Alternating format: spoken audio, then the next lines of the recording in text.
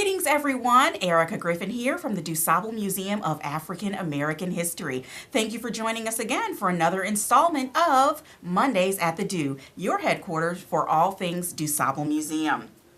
Now, to learn more about the museum, feel free to visit us at our location, 740 East 56th Place, Chicago, Illinois, 60637. You can also give us a call over at the museum, 773-947-0600, or visit our website, www.dusablemuseum.org. Lots of different ways to reach us. We are waiting for your call. Also, if you'd like to call in today, the number's right there at the bottom of your screen, 312-738-1060. Once again, the number to call in to today's show is 312-738-1060.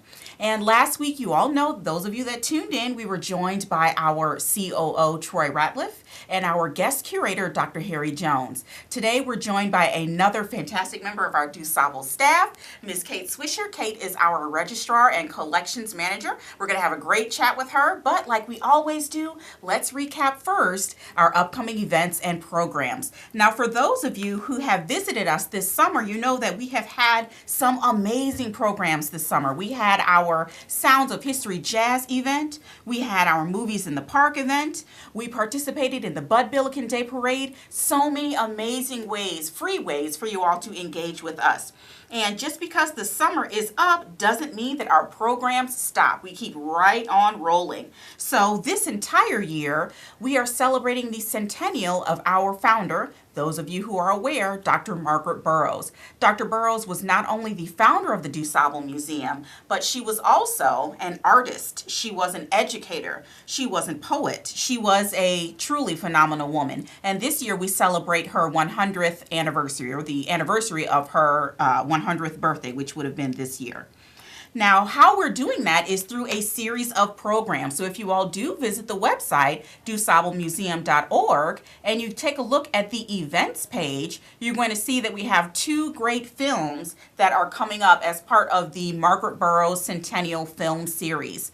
Up first, on Tuesday, September 5th, we will be showing portraits of Nikki Giovanni.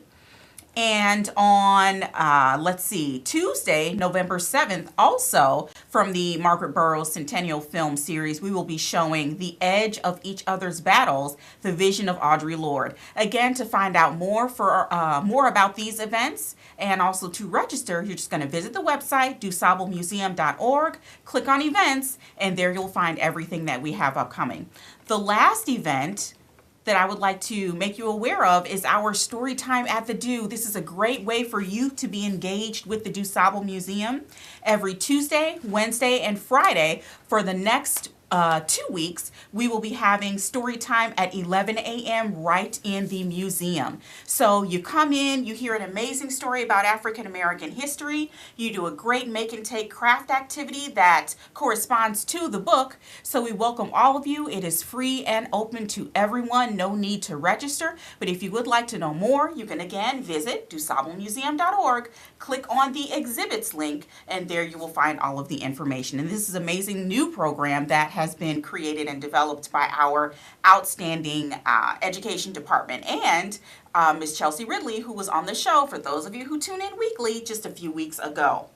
Now, let's go ahead and get into and get to chatting with our guest for today. Again, Kate, thank you so much for joining us. I know it was last minute, so thank you. It's a pleasure to be here. Great. We're so glad to have you here. And I know our viewers are going to love hearing from you. You know, a lot of times, especially in the African American community, the concept of what museums do, how they function, what types of roles are possible, they're just not really aware of. So that's part of the entire series here, is to get people aware not only of what the Dusable does, but what museums do in general. So, could you tell us what your role is at the museum? Sure. My title is Registrar and Collections Manager, and I like to joke that I'm actually two people. Yes, we're all two people at the Dusable Museum, sometimes three. So yes, I definitely understand that. So you definitely have two roles, and they are linked together, but can you explain how each works? Sure. So it's a two-parter. Yes. Both kind of work behind the scenes, but yes. In terms of the collections manager part of it, My role essentially means making sure that collections are safely and securely stored and preserved. It includes monitoring environmental conditions in storage, so checking things like temperature and humidity levels on a daily basis, just to make sure everything stays in good condition and is preserved for the future. And then on the registrar side of things, that's more of the paperwork. So sometimes I like to call myself the paperwork lady. I'm always chasing after people with pens. I understand that, yes. But basically that means keeping track of all the documentation for our collections, where it's located, where it came from, making sure that we have everything in our paper file as well as in our collections database, and that all of that information is accurate and consistent. So you are essentially the keeper of all of the information, basically, about these objects. Okay, amazing. So in a sense, Indiana Jones isn't really, you know, this guy who's out here with the whip and the gun. You are the real Indiana Jones, the keeper of the information. Indiana Jones with a file. Indiana Jones with a file. I love that. Absolutely love that. Now, have you always been interested in the museum field, or was there a period in time where you kind of decided this is the role that I want to take? So I first became interested in museums and history way back in high school.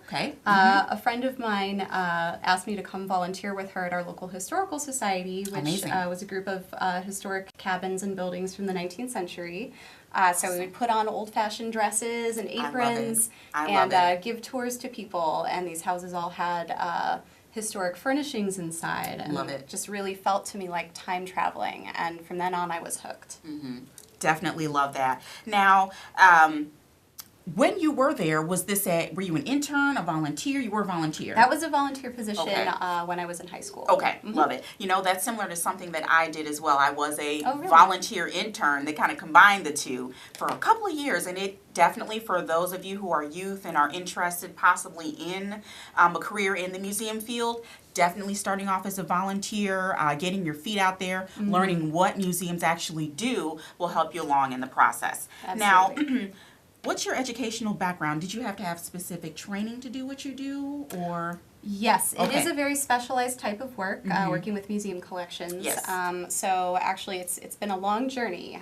Can imagine. Since I was in college, I started out studying French literature, actually. Majored in French, minored in history, and so now what I do today is more relevant to history, but the French, knowing another language, has actually come in handy many times over the course of my career. So it's really a nice thing to have in your back pocket. Yes, it definitely is. And for those of you who don't know, Kate saved the day. One day, about a month ago, we had some delegates visit from Cameroon. And being that they spoke French and we speak English, we were having a little bit of a difficult time communicating. But instead, Kate, who has the background in French, definitely helped us out so that we could better understand where the delegate was coming from and, you know, better explain the Dusable Museum to them, because I don't think they were quite understanding the significance. But thanks again. It was great for me too, because I don't usually get a chance to practice my French with real French speakers, so that was terrific. Yes, able to brush up a bit. Yes. Okay. Now, for our young people out there, we kind of touched on this a little bit. Those that are interested in museum collections, is there sort of a pathway that they could follow? You know, you said that you had a background in history. Is that a good starting point, or are there specific sets of coursework that focus on collections management, or how does it work? Sure. So I should also mention that after college, I did go back to graduate school after a couple of years, and I got a master's degree in American Material Culture, which is basically the study of historical artifacts and how they were made and used. So that education has been extremely valuable to me in my current line of work. I am sure. But a lot of people come from somewhat less specific programs. So if you're interested in getting involved in collections management, working with museum collections, I would suggest majoring in something like history, art history, or anthropology, anything that gets you sort of hands-on experience studying artworks and artifacts in a museum or gallery setting. I also definitely recommend getting volunteer or intern experience. The more the better. So if you have a library, museum, archive, or even an art gallery nearby, seeing if they have any openings for volunteers or interns. Yes, good idea. Good idea. Now, I would imagine that, for each of these different positions, that you have in a museum, you have your education people, collections people, you have your curators. There is a specific sort of, trajectory that you could follow depending on the career. So that's certainly one. If you're interested in another aspect of the museum world, there are lots of outlets that can help you to figure out the path that you should best take. But as Kate mentioned, the best way would be to go ahead and intern or volunteer somewhere so that you get your feet in the door and understand what it is that these people actually do. Now, I don't want to move too far off of our topic, but we'd mentioned the concepts of, the curator of a museum and the collections manager of the museum. Could you kind of explain the difference between the two, or is there a difference? A lot of people Absolutely. ask. It does depend on the institution. Yes. So there are some very small museums where people wear even more hats than we do. Yes. And in that case, you might have one person doing both of those things. Okay. But in our institution, the curator and the collections manager are two separate roles. Okay. But they're very intertwined in the sense that the way I see it, the collections manager makes sure that the collections themselves are organized and accessible and well preserved, and that we have all the information that we need about them. And then the curator is the person who kind of brings in the research and interpretation angle. I see. So they use all of the information that the collections manager has made available, and they use that to create exhibitions and publications. I see. Okay, makes sense. So definitely very important to have both. Yes, they tie together, but they can be separate at times depending on the size. Okay, Absolutely. got it. Now, when museums receive a new object, is there sort of a procedure that these objects go through before they can be actually housed in a collection? Absolutely. There's a Okay. procedure for everything. Yes. So, since I'm the paperwork lady, I start with the paperwork. The very first thing we do before we even receive the object is to start a file for it. Okay. And so if we have, if it's a donation, we'll have a deed of gift that kind of signs that property over to the museum. Okay. Or if it's a purchase, we'll have a bill. All of that goes into the file. Okay. And simultaneously, we also have a collections database that has Okay. all of that information as well. And then when we actually receive the object, that's when we kind of get into the nitty-gritty Yes. of, first of all, finding a place to put it, because the Yes. object can be either the size of a coin or the size of a large statue. Yes. So it's really important to make sure that we have a place where it will be safe. Yes. And then after that, we catalog it, which Okay. basically means creating a record with certain types of information. So we measure its dimensions. We complete a condition report, noting any condition issues, if it's crumbling, if it's moldy, Okay. things like that, and a little description of the object and how old it Okay. is. So Okay. things like that Makes all go sense. into its file. Yes. Proper documentation, everyone, is key. Documentation. Yes. Now, in the event that you do receive an object that is, as you say, crumbling, do you, in the condition reports you make note, but how soon can you start preserving it, or do you have to wait for funding? How does that work? Funding is always key. Conservation, which is how you repair an object that's damaged, is very expensive. Yes, I can imagine. So that's something that, we really have to prioritize Right. collections that are most in need, most Okay. vulnerable to risk. But Okay. certainly when that happens, we find someone who's a specialist. So paintings conservator, paper conservator, they're all very specialized fields. And so Okay. we find the person who's right for the job. Makes sense. Okay. So in that same vein, what museums are supposed to do, from what I understand, is that they collect these different objects that sort of speak to the institutional theme, and then they essentially preserve them, as you've been saying. Now, what steps do you take? You kind of touched on this a little bit, but how do you ensure that an object stays in the same or better, hopefully, condition from when you got it? What measures do you take to ensure that? So it is a little bit of everything we discussed. Okay. Environment is really important, so we do have a separate area for our collections Okay. where the temperature is controlled and the humidity is controlled. Yes. Where they're kept safe. Housing is also important, so making sure that the materials we're using to store the collections are safe for them for long-term storage. Okay. Most museums only have maybe about 1 to 5% of their collections on display at any given time. Right. So storage is where most objects will spend the majority of their lifetimes. Okay. Now, about how many objects does the Dusable have in its collection? We actually have over 12,000 objects. And Enjoy still that. counting. Wow. That's amazing. Absolutely amazing. So I know you're in the process now of properly cataloging everything that we have. Do you expect that number to kind of expand a bit, or? It will probably Okay. grow as we continue to document everything that we have, Okay. and we're also, actively, though slowly collecting even more. So as Yes. objects come in over time, that number will continue to grow. Okay, that is Yes. absolutely amazing. Just imagine each one of those pieces was made by human hands and now is telling these amazing stories of African American history. And I'm just, again, so proud to work for an institution that does all that it can to preserve these histories for the future. It's absolutely amazing. Now, I see that there is a box over there to our left. What have you brought here for us? Is it something from our collection? Oh, a gift for the public. Fantastic! So I right. thought I'd bring an example of good practices for storing collections. Okay. And what we have here is actually a highlight. Okay.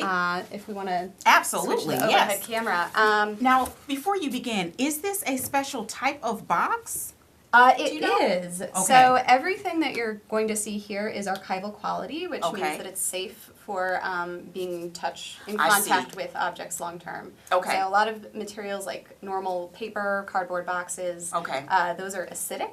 Yes. And they'll degrade the object over time. So everything that we use for our collections here is actually acid-free Acid-free, tissue, okay. acid-free boxes. It's scientifically guaranteed to be okay Great. and safe for our Great. collections. Now, are these boxes expensive? I would They're imagine. extremely expensive. I Yes, as you figured can they imagine, were, any yes. specialized material like that that's specifically archival quality, Okay. quite expensive. Okay. So, what have you brought here for us today? So today I have brought the boxing gloves of Joe Louis, the famous Amazing. heavyweight champion, That is a amazing. treasure of our collection. Yes, oh my and I wanted goodness. to show off this unique housing that we've created for them, sort of a box within a box. There's Okay. a tray here. With handmade handles here. Wonderful. I'm going to move this. Sure. one. Okay, got it. So, and then the individual gloves are wrapped in acid-free tissue, as I mentioned. And I should also mention that I'm wearing gloves right now, nitrile Yes. gloves. And I don't, this so is- I'm not touching anything. Good, Yes. exactly. So anytime we're working with historical artifacts like this, we want to keep the dirts and oils on our hands off of the objects. Makes and so we sense. wear gloves at all times. Okay. And here we have a different type of glove. As you can see, it's very old leather, Yes, so it's in very fragile condition. And You we can have actually smell the leather. You can smell the leather, the way that it's been treated.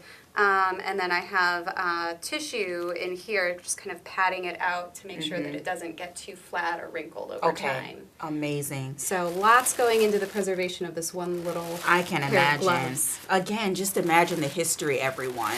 You know, these were actually on his hands as he was boxing. And what I like most about objects and collections is that you learn so much from just one object. I mean, it's made of leather, but what kind of leather? You get to know what types of things were employed at the time, and then what's the name that was across the top? Was that an organization? Was it popular at the time or not? You know, it's truly amazing to see all of these pieces, and you know, it truly is history, and it's something that, you know, we have to be sure again that we preserve, which is why again we're so glad that we have you here with us and all of your expertise. Now, I did have a few more questions, but let's get this put back in the box first of all. We don't Absolutely. want anything to happen to Best it. practices. Best practices always. Okay. Oh, and then I can see that it's got the catalog number on there. Yes, Amazing. of course. We have Okay. every box labeled so we know exactly where to find it. Okay, makes sense. Definitely makes sense. Okay. Right. Thank you so much, Kate. Let's get back to our screen. Okay. Now, do you have an object that you feel speaks to you as an individual? Something from our collection that was just a wow when you first saw it, or you felt really had historical significance, or was significant to you in some way? Sure. Well, I would say that one of the most amazing objects that I've ever encountered in the collection is actually a document. It's an Okay. ammunition paper freeing an enslaved mother and her child Wow. in Jefferson County, Kentucky in the 1850s. And the thing that's really incredible about this paper, it's from a time before every person was guaranteed their freedom. Absolutely. And so what this paper meant for someone who was holding it in their hands was, It was everything. their literal freedom. Their literal freedom. And what's incredible about this paper is that you can see it's been folded many, many times. So it originally would have been folded into a small square. Right. And I think it's just this incredible telltale sign that someone might have carried it in their pocket or somewhere close to their person, Yes. because it would have been the most valuable thing that they had. Absolutely, yes. Now, that particular object, where did that come from? Was that given to us by an individual or? It was a donation. Okay. So it was Okay. given to us by someone. I don't know the specific history of that Okay. one, but it could have been a family heirloom that descended through the family. Yes. Some people also actively collect. Private collectors will often donate to the museum. Okay, makes sense. That's just amazing. And again, the concept of an institution like ours preserving history like what we're trying to preserve is was not always, the status quo, was not always the norm. So institutions like ours, we are always looking for support. If you're interested in volunteering, want to learn more, again, visit the website. Our volunteer applications are right there. All the information about our events and programs are listed on the website as well. And Kate, it has truly been amazing having you here with us.